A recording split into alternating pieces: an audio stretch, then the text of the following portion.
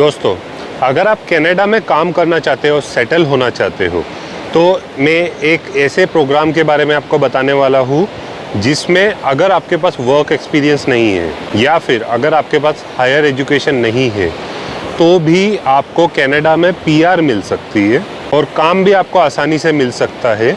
और 1 साल का लॉक इन पीरियड रहता है। Once you cross that lock in period, उसके बाद आप ग्रेटर एरियाज़ में भी काम कर सकते हो, जैसे GTA एरिया मतलब ग्रेटर टोरंटो एरिया। तो दोस्तों, आज जो मैं आपको कनाडा के इमिग्रेशन प्रोग्राम के बारे में बताने वाला हूँ वो है rural and northern immigration pilot program, जिसको बोलते हैं RNIP।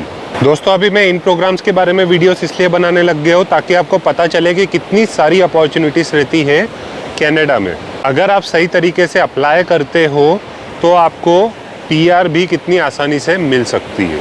अब दोस्तों, मैं 2 प्रोग्राम्स के बारे में ऑलरेडी अपने चैनल में बता चुका हूँ। अगर आपने वो वीडियोस नहीं देखा तो आप वो भी देख सकते हो।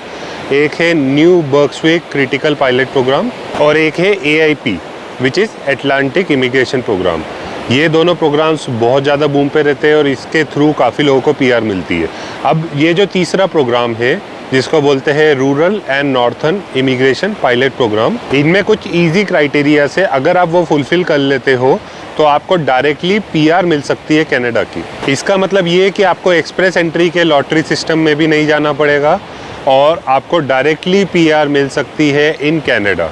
काफ़ी लोगों को इन प्रोग्राम्स के बारे में पता ही नहीं रहता है, इसलिए मैं इन प्रोग्राम्स के बारे में अभी वीडियो बनाना चालू किया हूँ। बाय द वे, अगर आप इस चैनल में नए हो तो इस चैनल को सब्सक्राइब कर लीजिए और बेल आइकन भी दबा दीजिए ताकि आपको सबसे पहले नोटिफिकेशन मिले जब भी मेरा कोई वीडियो अपलोड होता है। मैं work visa, study visas and overseas job opportunities के ऊपर वीडियोस बनाते रहता हूँ। एंड दोस्तों, मैं इंस्टाग्राम पे भी अवेलेबल हूँ। अगर आपको कोई भी पेड सर्विसेज चाहिए जैसे पर्सनलाइज काउंसलिंग या CVN कवर लेटर बनवाना है या आप चाहते हो कि आपके बिहाफ पे मैं ईमेल अप्लाई करूँ, तो वो सारी सर्विसेज भी अवेलेबल है। उसके लिए आप मुझे इंस्टाग्राम पे अप्रोच कर सकते हो। दोस्तों, मेरी पुरानी इंस्टाग्राम ID डिसेबल हो चुकी है और अभी मैं सिर्फ एक ही ID पे अवेलेबल हूँ, दैट इज़ limitless-01।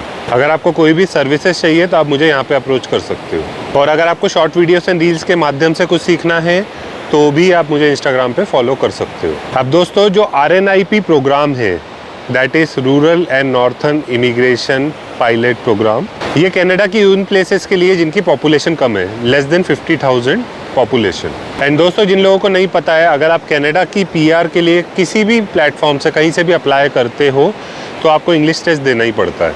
अगर आप काम के लिए अप्लाई कर रहे हो तो नॉट नेसेसरीली आपको ज़रूरत पड़ेगी, लेकिन जब भी आप कनाडा की PR के लिए या कनाडा की सिटीजनशिप के लिए अप्लाई करते हो तो आपको IELTS टेस्ट देना ही पड़ता है। अब दोस्तों, आप कौन सी कैटेगरी के लिए अप्लाई कर रहे हो उसमें आपका जो IELTS स्कोर है वो डिफ़र करता है। It can be as low as 4। इस प्रोग्राम के बारे में मुझे अभी रिसेंटली पता चला था जब मेरे एक सब्सक्राइबर ने इस प्रोग्राम के थ्रू अप्लाई किया। उसके बाद मुझे पता चला कि काफ़ी लोगों को इस प्रकार से भी कनाडा में PR मिल सकती है। इसलिए मैं अपने हर वीडियो में बोलता हूँ, अगर आपके पास थोड़ी भी एजुकेशन है या थोड़ा भी वर्क एक्सपीरियंस है तो आपको 1 से 2 साल में भी कनाडा की PR मिल सकती है और यही सबसे बढ़िया बेनिफिट रहता है। अब दोस्तों, कनाडा में 10 सिटीज़ ऐसी है जिस सिटीज़ में आपको जॉब मिल सकता है। ये सारी सिटीज़ ऐसी है जिसमें पॉपुलेशन 50,000 पीपल से कम है। और अगर आप कोई लार्जर सिटी में जॉब ढूंढ रहे हो तो उस लार्जर सिटी की पॉपुलेशन 200K से कम होनी चाहिए, मतलब 2 लाख से कम होनी चाहिए उसकी पॉपुलेशन। तो दोस्तों, अगेन मैं रिपीट करता हूँ, मेट्रोपॉलिटन एरिया में अगर 50,000 से कम पॉपुलेशन है तो वो सिटी इसके लिए वैलिड रहेगी, ये प्रोग्राम के लिए। और अगर हम लार्जर एरिया, ग्रेटर एरियाज़ की बात करें तो 2 लाख से कम अगर पॉपुलेशन है तो वो इस प्रोग्राम के लिए सिटी वैलिड रहेगी। कुछ एरियाज़ के मैं आपको नाम बता देता हूँ। नॉर्थ बे, थंडर बे, टिमिन्स, सडबरी, मूस जॉस, ब्रैंडन, इस टाइप के एरियाज़ है जो एलिजिबल है इस प्रोग्राम के थ्रू। अब दोस्तों, हम बात कर लेते हैं वर्क एक्सपीरियंस के बारे में और आपकी एजुकेशन कितनी होनी चाहिए। तो अगर आपको इस प्रोग्राम के लिए एलिजिबल होना है तो इन दोनों में से एक चीज़ आपके पास होनी चाहिए। या तो आपके पास 1 साल से ज़्यादा का वर्क एक्सपीरियंस होना चाहिए या तो आपने पोस्ट सेकेंडरी एजुकेशन कंप्लीट की हो। पोस्ट सेकेंडरी एजुकेशन मतलब अगर आप 12th पास हो या फिर अगर आपके पास 1 साल से ज़्यादा का अनुभव हो। ये दोनों में से अगर आप एक भी क्राइटेरिया मैच करते हो तो आप इस प्रोग्राम के लिए एलिजिबल हो जाते हो। अब इसमें कुछ चीज़ों को आपको समझने की भी ज़रूरत है। अगर आपके पास कोई वर्क एक्सपीरियंस है और वो अनपेड है, मतलब उसकी आपको सैलरी नहीं मिली है, तो वो वर्क एक्सपीरियंस काउंट नहीं होगा। अब अगर आप इस पीआर के लिए अप्लाई करते हो तो आपको अपने बैंक अकाउंट में 8,637 कैनेडियन डॉलर्स शो करने पड़ते हैं ऐसे प्रूफ ऑफ फंड। गाइस, जिन लोगों को नहीं पता है, कनाडा के लिए अगर आप पीआर के लिए अप्लाई करते हो तो आपको एक प्रूफ ऑफ फंड बताना ज़रूरी हो जाता है। जब आप वर्क के लिए जाते हो तो बहुत ही कम प्रूफ ऑफ फंड बताना पड़ता है, लेकिन जब आप पीआर के लिए अप्लाई करते हो तब आपको ठीक ठाक प्रूफ ऑफ फंड बताना पड़ता है। अब इसमें कुछ इंटरनेशनल स्टूडेंट्स के भी क्राइटेरिया है। अगर आप ग्रेजुएट हो तो भी आप इसके लिए अप्लाई कर सकते हो। अगर आपने पोस्ट ग्रेजुएशन की है, कोई मास्टर्स डिग्री की है, तो भी आप इसके लिए अप्लाई कर सकते हो। उसके भी सिनेरियोस अलग है। अभी मैं आपको स्क्रीन पर ले जाके दिखाऊंगा कि आप कैसे कर सकते हो। ठीक है, अब ये मैंने आपको चीज़ें बता दी पीआर के लिए। पर दोस्तों, एक बात आपको समझने की ज़रूरत है कि कनाडा में पीआर लेना और कनाडा में जॉब लेना दोनों अलग अलग चीज़ें। पीआर लेना मतलब आपको नागरिकों वाले सारे हक मिल जाते हैं वोटिंग राइट्स को छोड़ के, और जॉब लेना मतलब ऑब्वियसली आप जॉब करोगे, आपको सैलरी मिलेगी। और कनाडा में अगर आपको कहीं पर भी जॉब चाहिए तो आपको international CV and cover letter की ज़रूरत पड़ेगी और आपको जॉब्स के लिए अप्लाई भी करना पड़ेगा, तभी आपको रिजल्ट मिलेगा। ये याद रखिए, अगर कनाडा में आप जॉब्स के लिए अप्लाई करते हो तो कंपटीशन भी रहता है, बिकॉज ऑफ विच आपको थोड़ी मेहनत करनी पड़ती है। मेरे सब्सक्राइबर्स को काफ़ी इंटरव्यूज़ भी आते हैं, कुछ लोगों के जॉब भी लग जाते हैं। ये उन्हीं लोगों को पॉसिबल होता है जो रेगुलरली अप्लाई कर रहे हैं। अगर आप एफर्ट करोगे आपको डेफिनेटली रिजल्ट मिलेगा, और एफर्ट सही ढंग से करोगे तो आपको जल्दी भी रिजल्ट मिल जाएगा। अब दोस्तों, ये जो प्रोग्राम है इसमें कुछ ऑक्यूपेशन लिस्ट है।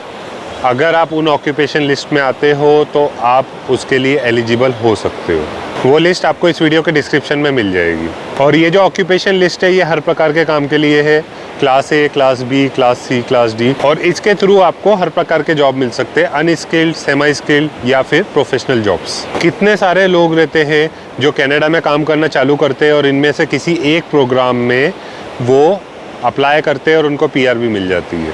अभी 3 सबसे बढ़िया प्रोग्राम्स चल रहे हैं। One is Atlantic immigration program, second is New Brunswick critical worker pilot program, and third is RNIP, rural and northern immigration pilot programme.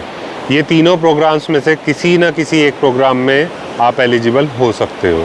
अब काफ़ी लोगों को ये सवाल आता है कि हमें कनाडा में मान लो जॉब मिल जाती है, पीआर मिल जाती है, तो हम रहेंगे कहाँ, क्या करेंगे, कैसे करेंगे। तो दोस्तों, जब भी आप कोई नई कंट्री में जा रहे हो थोड़ा बहुत तो आपको टाइम तो लगेगा वहाँ पे सेटल होने के लिए। इनिशियल बुकिंग आप डायरेक्टली booking.com से कर सकते हो और पेमेंट आप वहाँ पे जाके ही पे कर सकते हो। ज़रूरी नहीं है कि booking.com में आपको ये फ़ायदा रहता है कि आप डायरेक्टली यहाँ से बुकिंग कर सकते हो, चेक इन करते वक्त आप पेमेंट कर सकते हो। अब यहाँ पे काफ़ी सारे ऐसे भी एम्प्लॉयर रहते हैं, स्पेशली इनमें से कोई प्रोग्राम वाले, स्पेशली रूरल एरियाज़ या फिर एटलांटिक प्रोविंसेस में। यहाँ पे क्या होता है कि बहुत सारे ऐसे एम्प्लॉयर्स हैं जो आपको रहने और खाने की भी व्यवस्था दे देते हैं, क्योंकि वो चाहते हैं कि लोग वहाँ पे आके रहे, क्योंकि ये जो एरियाज़ है इनमें पॉपुलेशन थोड़ी कम रहती है या फिर यहाँ पे वेदर थोड़ा कोल्ड रहता है। पर ये आपके लिए एक रूम फॉर अपॉर्चुनिटी बन जाता है। अगर आपको इनमें से किसी भी जगह की पीआर मिल जाती है तो 1 या 2 साल का लॉक इन पीरियड रहता है। Once you cross that lock in period फिर आप ग्रेटर एरियाज़ में मूव कर सकते हो। तो चलिए स्क्रीन पर मैं आपको इस प्रोग्राम के बारे में और भी जानकारी दे देता हूँ। सो दोस्तों, अभी हम डिस्कस करने वाले rural and northern immigration pilot program के बारे में। ये आप देख सकते हो, ये कनाडा की ऑफिशियल वेबसाइट है, canada.ca गवर्नमेंट वेबसाइट है। अभी इसमें मैं आपको सिर्फ मोटी मोटी बातें बताने वाला हूँ। तो each community will have its own job search process, मतलब हर एक कम्युनिटी की खुद की एक जॉब सर्च प्रोसेस है। उनका हो सकता है कि एडिशनल एलिजिबिलिटी क्राइटेरिया भी हो। ठीक है, अब कौन सी कम्युनिटीज़ यहाँ पे पार्टिसिपेट करती है आप देख सकते हो। मेनली ये 10 है, नॉर्थ बे, ओंटारियो, सडबरीज, टिमिन्स, थंडर बे, ब्रैंडन, आप इस तरीके से देख सकते हो, अलग अलग आपको नाम दिख रहे हैं, मूस जॉस। अब ये ज़्यादातर कम्युनिटीज़ आपको कहाँ की दिख रही है, ओंटारियो, मनीटोबा, सास्केचुआन, एल्बर्टा और ब्रिटिश कोलंबिया। तो ये कम्युनिटीज़ डिस्ट्रीब्यूटेड है। अभी इसके बारे में मैं आपको और जानकारी बताता हूँ। देखिए, ये जो पायलट प्रोग्राम में कम्युनिटीज़ है वो किस तरीके से इन्होंने डिसाइड की है। जो भी मेट्रोपॉलिटन एरिया की कम्युनिटीज़ है जिसमें 50,000 से कम की पॉपुलेशन है, उसको सेलेक्ट किया गया है, और अदर लार्जर सिटीज़ जिसमें 2 लाख से कम पॉपुलेशन है। इसमें मेजरली 2 क्राइटेरियाज रहते हैं। एक तो आप 1 साल से ज़्यादा का अनुभव बता दो। जो 1 साल से ज़्यादा का आपको अनुभव बताना है वो होना चाहिए 1560 आवर्स फुल टाइम काम होना चाहिए, और ये पिछले 3 साल में कोई भी 1 साल का अनुभव आप बता सकते हो। इसमें कोई भी अनपेड या सेल्फ एम्प्लॉयड आवर्स काउंट नहीं होंगे। आप सिर्फ वही वर्क एक्सपीरियंस बता सकते हो जिसमें आपको सैलरी मिली हो। इसके अलावा आप इसमें क्राइटेरियाज देख सकते हो। इंटरनेशनल स्टूडेंट्स का भी क्राइटेरिया है, तो ग्रेजुएट्स के लिए अलग क्राइटेरिया है अगर आपके पास ग्रेजुएशन है तो, और मास्टर्स डिग्री के लिए एक अलग क्राइटेरिया है। इसके बाद आप लैंग्वेज रिक्वायरमेंट देख सकते हो। तो आपका जो काम है वो कौन से एनओसी में आता है।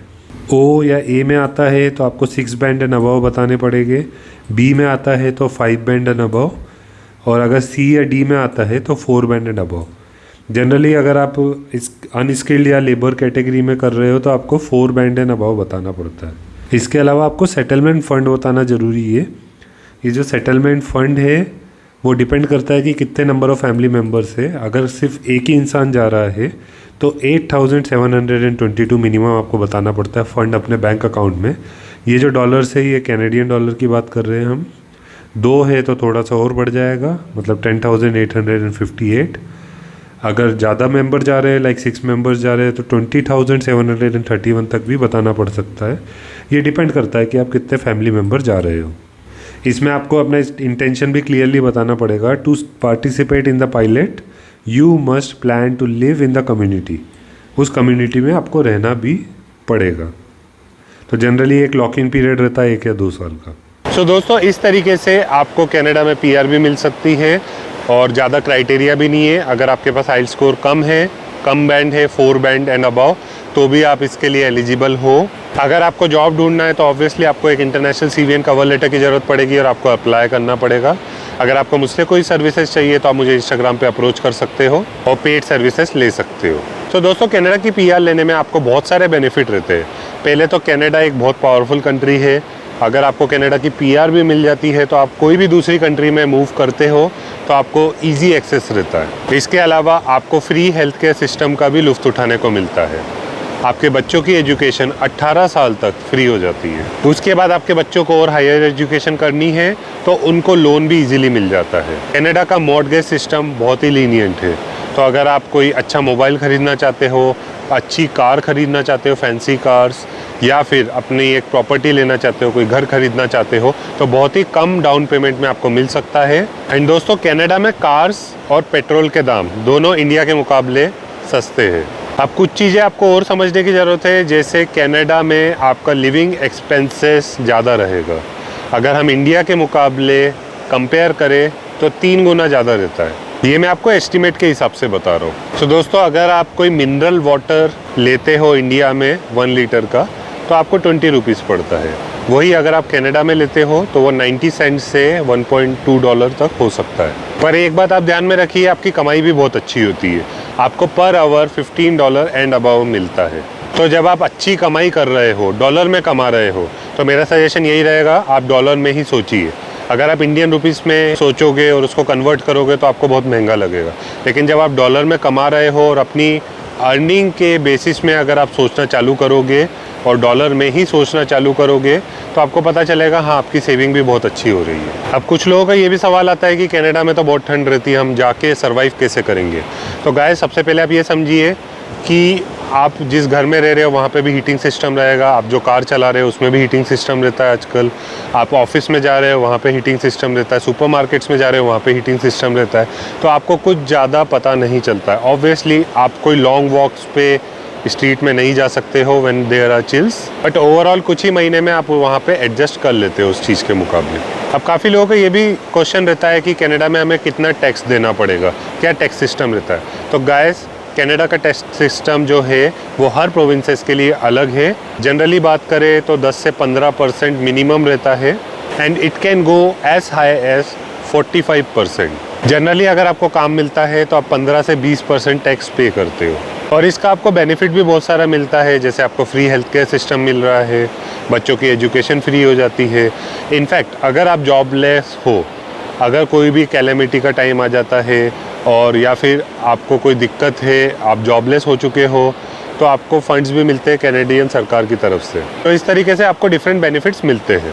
सो दोस्तों, सोच क्या रहे हो, आज ही से आप अप्लाई करना चालू कीजिए। आप अप्लाई करोगे तो ही रिज़ल्ट मिलेगा, सोचने से कभी भी रिज़ल्ट नहीं मिलता है। सो दोस्तों, अगर आप इस चैनल में नए हो और आप कोई भी डेवलप कंट्री में जाने के लिए सीरियस हो, तो आपको इस चैनल को सब्सक्राइब जरूर कर लीजिए, बेल आइकन भी दबा दीजिए, ताकि आपको सबसे पहले नोटिफिकेशन मिले जब भी मेरा कोई वीडियो अपलोड होता है। अगर आप फर्स्ट मूवर रहते हो तो आपको हमेशा ही एडवांटेज रहता है। और अगर आपके पास सही नॉलेज नहीं है और आप अप्लाई करते हो तो भी आपको रिजल्ट नहीं मिलेगा। तो सबसे पहले अच्छा नॉलेज ले लीजिए। एंड आप मुझे इंस्टाग्राम पे भी फॉलो कर सकते हो। इंस्टाग्राम पे भी मैं शॉर्ट वीडियोस एंड रील्स बनाते रहता हूँ। तो कोई भी पेड सर्विसेज चाहिए तब भी आप मुझे इंस्टाग्राम पे अप्रोच कर सकते हो। So that's all for this video. I wish you all the best and see you in the next video.